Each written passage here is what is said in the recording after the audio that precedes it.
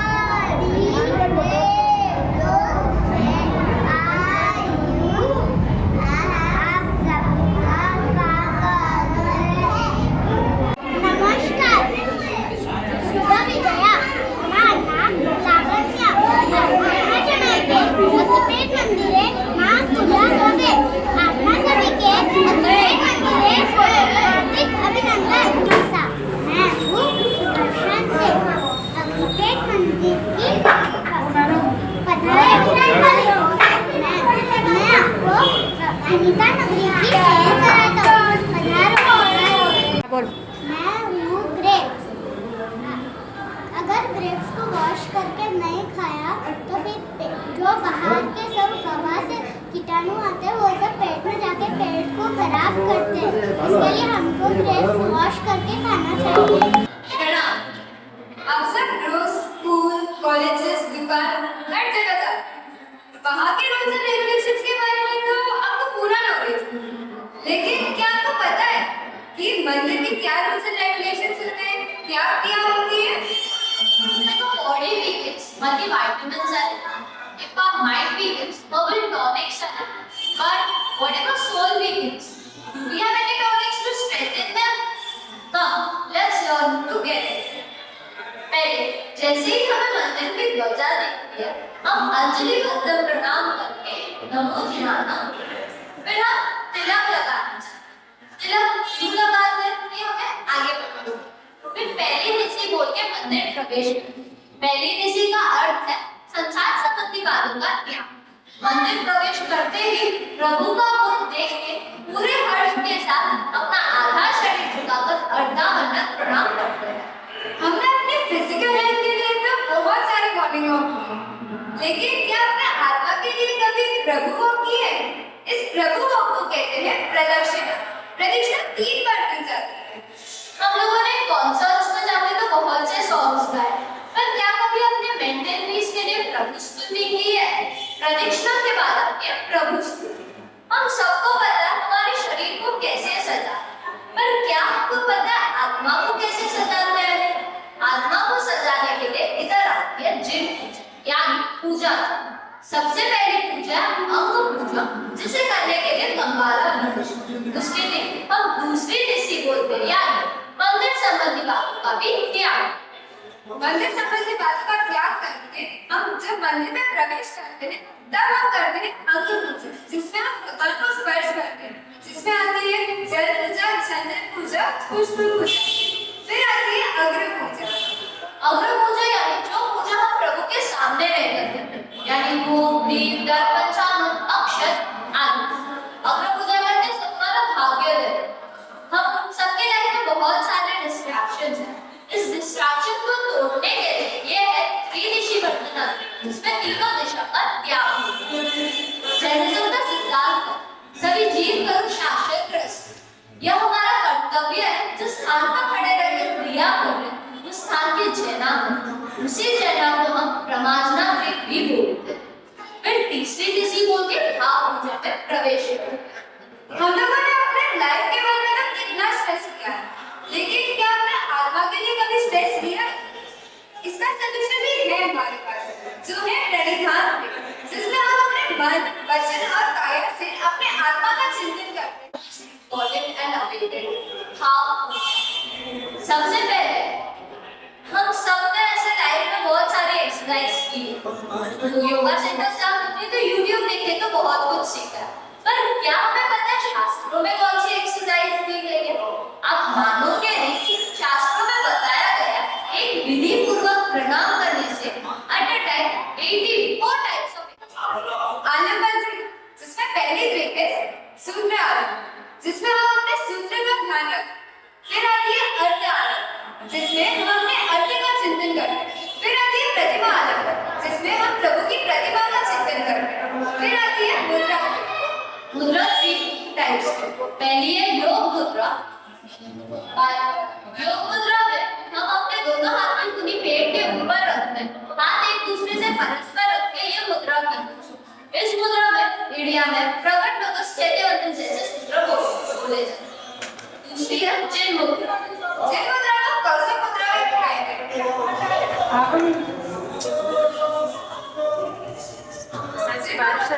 जिन मुद्रा को कौशल मुद्रा में कहते हैं, जिसमें हम अपने दोनों हाथ अपने पैरों पर टच करते हैं, अपने आंखों का ध्यान सिर्फ प्रभु पर रखते हैं और अपने दोनों गांठ को एक दूसरे से टच नहीं करते। फिर आती है तीसरी मुद्रा, जो है मुक्ता सुक्ति मुद्रा। मुक्ता सुक्ति मुद्रा में चैत्यवंतन मुद्रा में रहते हैं। अपने हाथ की हथेली का अंबर शेर जैसा होता है और हाथ हथेली मस्तक के अग्रभाग तक झुकती है। इस मुद्रा में जागृत जागृति जय विराय जैसे सूत्र। हम लोगों ने सबके लाइफ का टेंशन ले रखा, इसके लाइफ में ये है चल रहा है, इसकी लाइफ ऐसी है, सब पता है। पर क्या हमें परमात्मा के लाइफ के बारे में पता है? इधर आदि अवस्था, यानी हम परमात्मा के लाइफ के बारे में चिंतन करते हैं, यानी परमात्मा के जन्म से सिद्ध की अवस्था का चिंतन करते हैं। ये सारे रूल्स एंड रेगुलेशंस फॉलो करने के बाद हमारे मन में जो मेंटल पीस मिलता है, उसी हर्ष और उल्लास के साथ आखिर में हम घंटनाद करते हैं और भगवान की विदाई लेते हैं। जिन्हें अगर कुछ भी बोला हो, गुजरात की राजधानी पाटन में जहाँ कुमारपाल महाराजा को धोखे से जहर पिलाकर मरवाने के बाद उनकी राजगद्दी पर बैठा उनका भतीजा अजयपाल, जो अत्यंत क्रूर, निर्दयी एवं जैन धर्म का द्वेषी था, मानो कुमारपाल महाराजा की कीर्ति को कलंकित करने के लिए ही पैदा हुआ था, उस दुष्ट अजयपाल द्वारा नगरी में उद्घोष रहा। सुनो सुनो सुनो, महाराजा अजयपाल की आज्ञा है कि उनकी नगरी में कोई भी व्यक्ति जैन धर्म की आज्ञा का सूचक केशर का तिलक अपने ललाट पर धारण नहीं करेगा। जिसे तिलक प्रिय हो वह उनकी राज्य की सीमा को छोड़कर चले जाए, अन्यथा उसे अग्नि में फेंक दिया जाए। हम पाटन नगर के निवासी है, तिलक लगाना हमारा अधिकार है। परमात्मा की आज्ञा तिलक को लगाने का यह कैसी फरमान जारी किया? यह तो सरासर अन्याय है।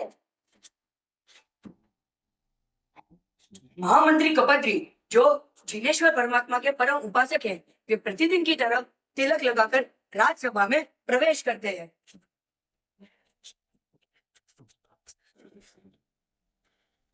मंत्रीश्वर, क्या आपने हमारा फरमान नहीं सुना? आपकी हिम्मत कैसे हुई कि केसर का तिलक लगाकर मैं राज्यसभा में आऊं? आपको ये केसर का तिलक लगाना बंद करना पड़ेगा, अन्यथा हमारी नगरी छोड़कर जाना पड़ेगा। अगर आप इन दोनों विकल्पों में से एक भी पसंद ले रहे हो तो आपको गृह में झोंक दिया जाएगा। अभी ये निर्णय आप में है, तिलक या बलिदान। यह सुनते ही महामंत्री कपत्री के अंग अंग में रोष फैल गया, किंतु उन्होंने अपने मन को नियंत्रण में रखा और बोले, ये राजन, मैं आपसे इसका प्रतिज्ञा कर दूंगा। मित्रों, दुष्ट अजयपाल राजा का फरमान तो सबने सुना ही होगा, तो हमारे जिनेश्वर भगवान की आज्ञा से तिलक को मिटाना असंभव है। एवं सैकड़ों जिन्होंने से सुशोभित इस मात्रा में पाटन का त्याग भी नष्ट किया है, तो हमारे सामने एक ही तो बचा है, और वह है आत्मा बलिदान। क्या आत्मा बलिदान के बिना तिलक की रक्षा करना असंभव है। जिया मंत्रीश्वर, आपका कहना बिल्कुल उचित है। मंत्रीश्वर, अब चिंता न करें, सब आपके साथ। हाँ मंत्रीश्वर, सब आपके साथ है। तिलक की रक्षा के लिए हम मर मिटने को तैयार है। तिलक हमारा जन्मसिद्ध अधिकार है और हम उसे मिटने नहीं देंगे। तिलक अमर है, हमारा तिलक अमर है। चलो विमानों कल राज्यसभा में मिल गए। कल राज्यसभा में। आइए मंत्रीश्वर, तो क्या सोचा आपने? तिलक या बलिदान? हे राधा, इसमें सोचने का कोई गुंजाइश ही नहीं है कि हमें हमारे जिनेश्वर भगवान की आगे सूचक तिलक में हमारे प्राणों से भी प्यारा है। हम तो आत्म बलिदान के लिए तैयार हैं। अच्छा, तो ऐसी बात है। सैनिकों, एक सैनिकों को कष्ट देने की कोई आवश्यकता ही नहीं है, हम तो स्वयं आत्म बलिदान देने वाले हैं। हमारे जैन धर्म की पहचान तिलक की शान के लिए हम जीवन देंगे। तिलक अमर है। तिलक हमारी पहचान है, हम उसके बिना कुछ नहीं है। तिलक अमर रहे। इस प्रकार एक एक करके जोड़े हाथ पकड़कर कढ़ाई में कूदते रहे। एक नहीं, दो नहीं, तीन नहीं, बल्कि पूरे 19 जोड़े हाथ पकड़कर कढ़ाई में कूद चुके थे। अब बारी मंत्रीश्वर की थी। जैसे ही वे अपने पत्नी के साथ आगे बढ़े तो अजय पाल ने उन्हें रोक लिया। बस करो मंत्रीश्वर, बस कर दे, अब और देखा नहीं जाता। तुम्हारा ये तिलक के दाम सस्ता अमर रहेगा और तुम्हारा ये तिलक भी अमर रहेगा। तिलक अमर रहे, तिलक अमर रहे।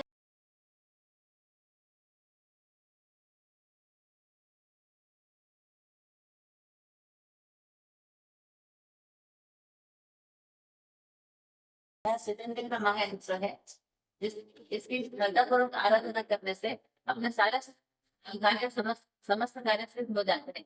इसमें देव गुरु और धर्म इसमें तीनों का समावेश आया हुआ है, तो इसको सर्वश्रेष्ठ माना जाता है। मुनीश्वर स्वामी के शासन में कृपा राजा और मैना सिद्धि ने इसकी आराधना की, सिद्ध चक्र नौबत की आराधना की थी। उससे उनका कुष्ठ रोग नष्ट हो गया था। आज के जमाने में भी कई लोग इसकी श्रद्धापूर्वक आराधना करते हैं और मंत्र जल को शरीर के ऊपर छांटने से कई लोगों की बीमारी नष्ट हो गई है और सिद्ध चक्र महायंत्र की जय।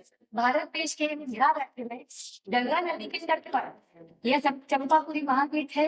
यह चंपा नदी एक समय में अंग जनपद की राजधानी थी। वर्तमान चौबीसी के भारत के अंदर मतलब हमारे भूतनायक परमात्मा वासुदेव भगवान के 5 कल्याण इसी नगरी में हुए हैं। अर्थात श्री वासुदेव स्वामी यहाँ पर ये जया माता की कुक्ष से पधारे और जल में दीक्षा भी यहाँ से लेकर यहाँ ही केवल ज्ञान पाया और निर्वाण को प्राप्त भी यहीं पर किया। तो अंततः यह पावन भूमि है और 5 कल्याण इसी धरती पर हुए हैं। बोले श्री वासुदेव भगवान की जय। बोले नेमिनाथ भगवान की जय।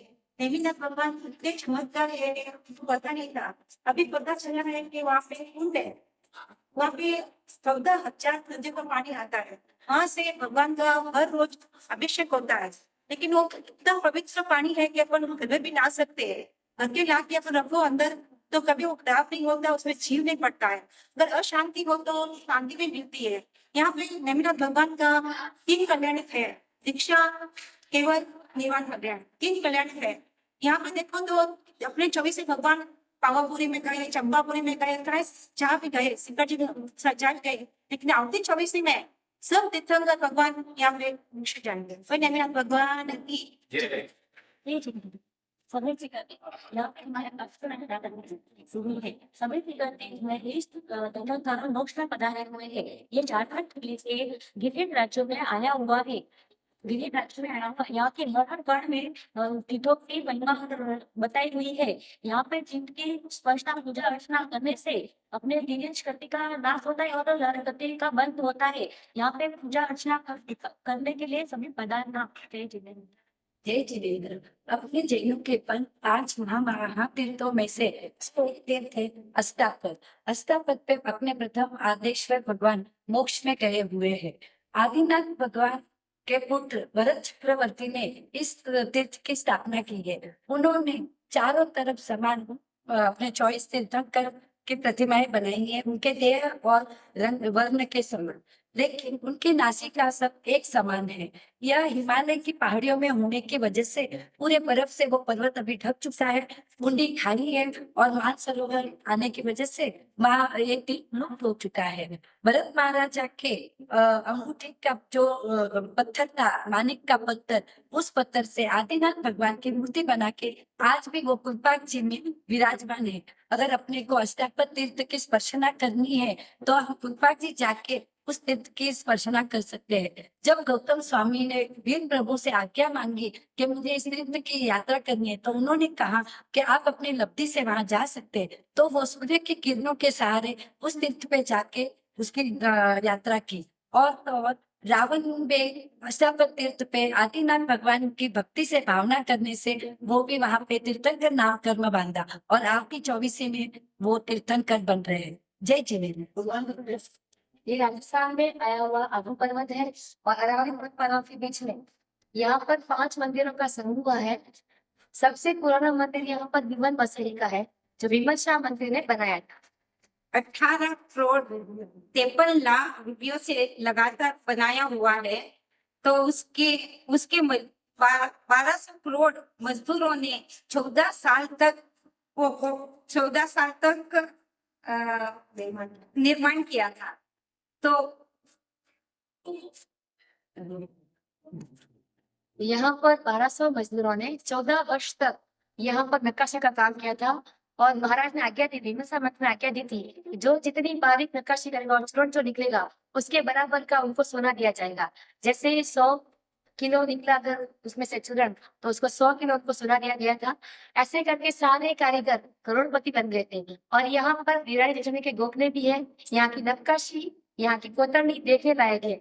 यहाँ पर भारत के ही नहीं, बाहर विदेश के भी लोग देखने के लिए आते हैं। तो आप कभी राजस्थान जाओ तो आबू देवाड़ा के दर्शन जरूर जरूर करना। जय जय आदिनाथ भगवान की। बोले शंकरनाथ भगवान की जय। ये हमारा शाश्वत गिरिराज शत्रुंजय गिरिराज, सब तीर्थों का राजा शत्रुंजय। यहाँ पर परमात्मा आदिनाथ भगवान की प्रतिमा ज्योतिष पाषाण पर्वत पत्थर से बनी हुई है। जब यहाँ पर भगवान की प्रतिष्ठा हुई थी तब भगवान ने 7 बार श्वास ली थी। यहाँ पर पीछे रायन वृक्ष है। रायन वृक्ष के नीचे अगर आप ध्यान में बैठते हो और उसका दूध आपके ऊपर गिरे, सेकेंड रायन वृक्ष के नीचे 250 योजन प्रमाण रत्न की प्रतिमा है, वो अगर आपको दिखे, और थर्ड 7 यात्रा छठ करके 7 यात्रा करते हैं तो आप आने वाले 3 भाव में मोक्ष को प्राप्त करते हैं। ये शत्रुंजय महातीर्थ हमारे मोक्ष जाने का सर्टिफिकेट है। ये इंद्र ने गंगा नदी के अंदर से निकाला था ये तीर्थ, लेकिन इसके अणु अणु और परमाणु में अनंत अनंत आत्माएं मोक्ष में गई है। तो ऐसे पावन तीर्थ की स्मरण आप साल में एक बार जरूर जरूर करें। जय आदिनाथ। ये हमारा चॉइस परमात्मा है, तीर्थंकर है। पहले इस प्रकार की पूजा करके जल पूजा और जल पूजा करते हैं और उसका प्रसाद करते हैं, जल पूजा करते हैं। वापस फिर 12 अनुष्ठा करते हैं, फिर केसर रास पूजा और फिर पूजा अनुष्ठा करने के बाद फिर 5 चक्र पूजा है, मुख पूजा, दीप पूजा, अक्षत निवेद फल के लिए करते हैं। जय जिनेंद्र। ये आदिनाथ भगवान के दूसरे पुत्र हैं बाहुबली जी। इन्होंने बलि नाम के राज्य में राज्य किया था और 3 कषाय को प्राप्त कर लिया था, बट 1 कषाय को नहीं किया था, वह था मान कषाय। क्योंकि उनके अंदर इतना अहंकार था कि वह किसी और के सामने कैसे झुके या वंदन करे।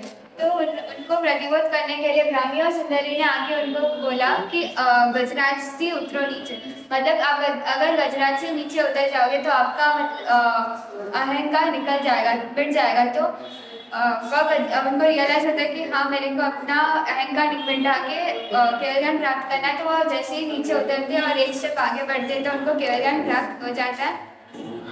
भगवान जी का प्रथम पालना आदिनाथ भगवान जी ने 40 मंथ्स तक वर्षित किया था। इस अवसर काल में जब उस जमाने में जब वो गोचरी आदिनाथ भगवान गोचरी लेने जाते थे तो उनको गोचरी में सोना चांदी पुत्र पुत्रियां वो सब मिलते थे, क्योंकि उस जमाने में लोगों को पता नहीं होता था क्या दान करना और क्या दान नहीं करना होता है। उस कारण से उनके कर्म ऐसे थे कि उनको गोचरी नहीं मिली। उनके 400 उपवास हुए।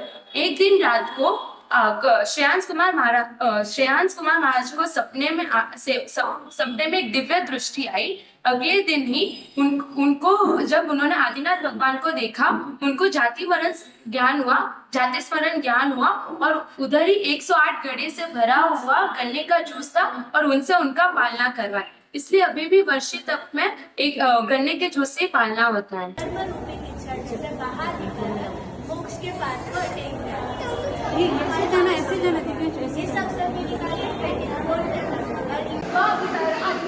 पैसे लग जाता है तो वो बात में लगता है कि वो को ले रहा है, वो उसका पेट वो जो खाती है उसको पेट हिला रहा है और नीचे गिरेगा तो मर जाएगा।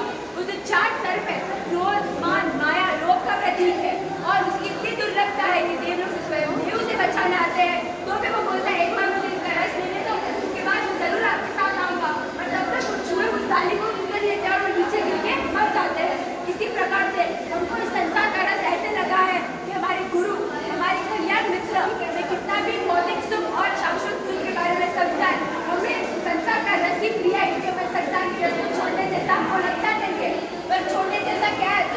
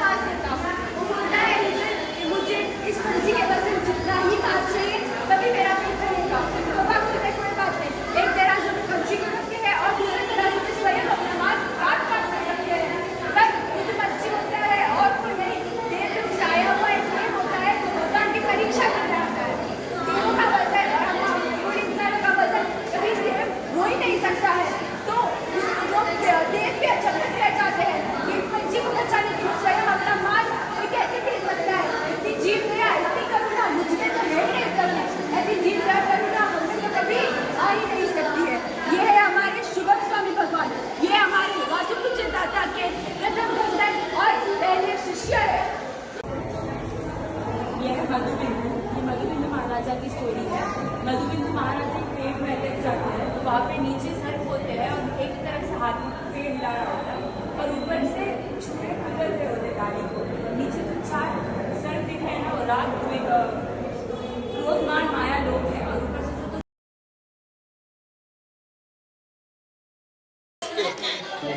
जो अरे परमात्मा का जब जन्म होता है तो रुद्र महाराजा जयपुर से आकर के परमात्मा को मेरुपर्वत पे लेके जाते हैं। मेरुपर्वत के ऊपर लेके जाते हैं, वहाँ सब शांति का वातावरण होता है। धर्मराज महाराज अपने ही परमात्मा को बोलने लगे थे, बैठते हैं तो सभी देवी देवता आके सभी देवी देवता आकर के भगवान को ऐसे बोलते भगवान का अभिषेक किया जाए। भगवान के अभिषेक करने के 8 जाति के कलश होते हैं, वो कलश सभी हीरे मोती से जड़े हुए होते हैं। जो भगवान को अक्षर करते हैं, दूध का अभिषेक का बलिदान करते हैं, पंचमी पानी जो मिक्स हो जाता है उससे एक पता होता है। निम्न के जीवों को धीरज के जीवों से सभी जीवों को उजाला और शांति का वातावरण मिलता है। ऐसी भावना है कि ऐसे अगर परमात्मा का जन्म हो तो हमको भी सर करने का लाभ मिले, हमारी भावना है।